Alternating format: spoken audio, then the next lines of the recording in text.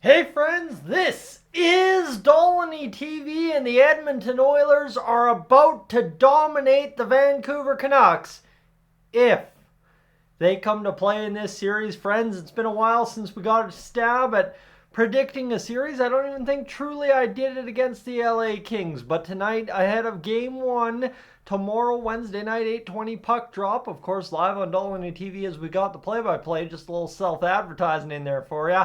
I will tell you, I'm going to give a little bit of a go here tonight about telling you why I believe the Edmonton Oilers are going to wrap up this series in 6 games. Now, when you say, Tyson, that the Edmonton Oilers are about to destroy the Vancouver Canucks, why would it be 6 and not 4? Well, I will tell you this simply put.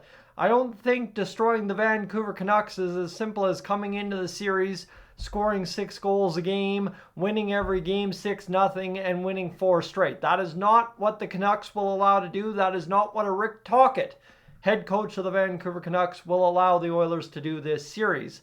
Albeit, the Oilers destroying the Canucks is simply just winning the series in my mind. That's how I'll put it to you. Of course, well, why put the title that way then, Tyson? Well, you're here watching this, aren't you?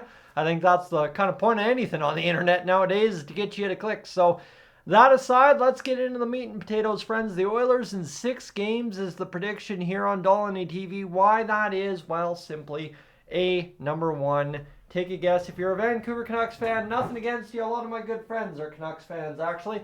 But I will tell you, I'm an Oilers fan through and through. And at the end of the day, you kind of grow up with a disdain for the Canucks, especially if you were raised in the era I was raised as an Edmonton Oilers fan, simply because of kind of what happens all told over the course of those years as an Oilers fan. When the Canucks kind of had their prime years, the Oilers were drafting, first overall. Ooh, yeah, it wasn't pretty there for the Edmonton Oilers for a while. And oh, by the way, the Sedins ruled the west coast of Canada for most of that time as well. The Canucks, the Oilers, much different teams from those times. The Oilers, well, a team on not the rise. I wouldn't say that. They have arrived as of last 2 seasons ago, but now the Oilers are looking to get over that hump and really kind of get into that prime position where everybody in the Cup final, if they get there, says the Oilers, this is theirs to lose. And that starts in game one against the Vancouver Canucks, and what ultimately is going to take hopefully 6 to destroy the Canucks' hopes of being that team that the rest of Canada says, well, it's their Stanley Cup final to lose. So as it breaks down for me when it comes to the offense, the goaltending, the special teams, I will tell you this. I started it right here off the top is if, right? The Edmonton Oilers will destroy the Canucks if, number one, they stay out of the box. Number two, they get the goaltending they did in games 3, 4, and 5 from Stuart Skinner in the LA series, that is. Number three, I think you have to find some even strength scoring. The Oilers, if they can find a way to kind of just be that plus above what the Canucks brought in the Nashville series, it shouldn't be too hard. The Canucks, of course, through until at least the end of game 4, are without Thatcher Demko. Not saying that Casey DeSmith isn't capable of winning a bunch against the Oilers here in this series. He did it twice this year. Arthur Shilovs as well. He's probably going to steal a game for the Canucks the way he played that series against Nashville. All in dandy, right? I'm saying the Canucks win it in 2 in this series. So game on in the goaltending department. But I think when it comes down to special teams for the Oilers, this one, given that the Canucks didn't really score a ton, you could say, in that series against Nashville, this one's maybe not so much the Oilers' power play has to strike at 50%. Anything above 30 is probably going to help you advance, but that penalty kill has got to keep it kind of right almost where it is. And I think that is the biggest factor for the Edmonton Oilers coming into this series, in my mind, is just how long does that penalty kill of the Edmonton Oilers keep the 0 in the column, right? They're perfect. Friends in Vancouver, for those of you that don't know, the Oilers did not surrender a single power play goal against the LA Kings through 5 games to open these Stanley Cup playoffs. So when I'm talking about 0, I mean 0. So with that, how long does 0 stay on the board? How long does 100.00% remain the number for the Edmonton Oilers penalty kill. That will ultimately, I think, in my mind, tell you all you need to know about this playoff series for the Oilers. Power play, I don't worry about it, right? If the power play goes cold, there's enough guys, there's enough talent 5-on-5 that against the Vancouver Canucks, based on solely what they showed against Nashville, the Oilers still at least have a chance, right? I'm not saying the Oilers would win hands down. I'm saying they have a chance.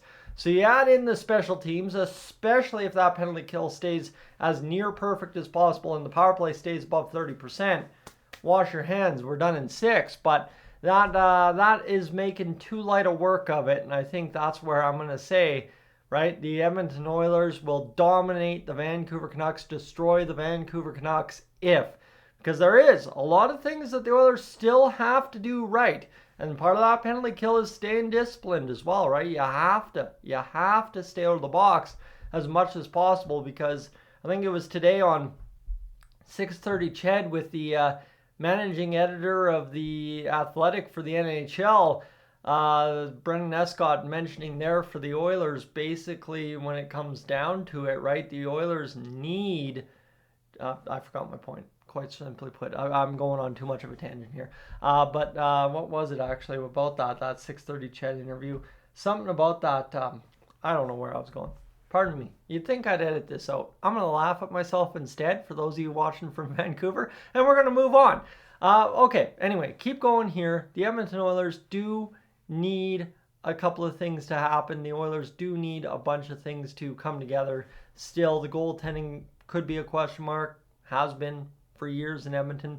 But for the Vancouver Canucks, actually this was the point here about Elias Pettersson being a little bit too quiet. There we go. I roundabout found my way back to where I was going. Elias Pettersson's been a little too quiet, and part of that is because the Canucks power play hasn't been giving him as many looks.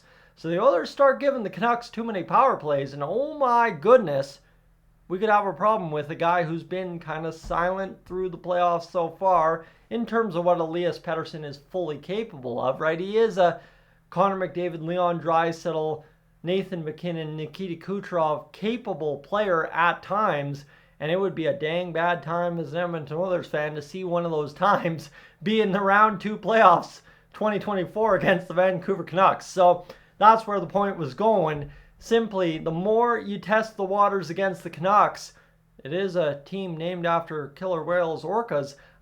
Well, at least that's the mascot. You are, as Evander Kane said, F around and find out, right?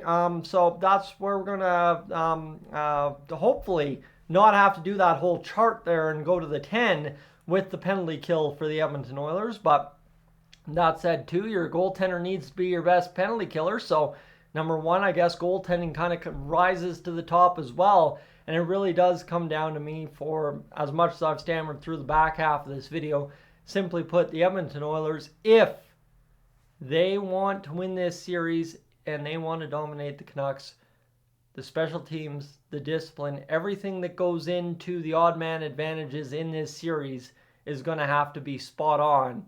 Because, like I said, they still have a chance 5-on-5, but the bread and butter is on the special teams, as we saw in round 1 against the LA Kings. Friends, I'm Tyson, this is Dolynny TV. I've sucked up enough of your time.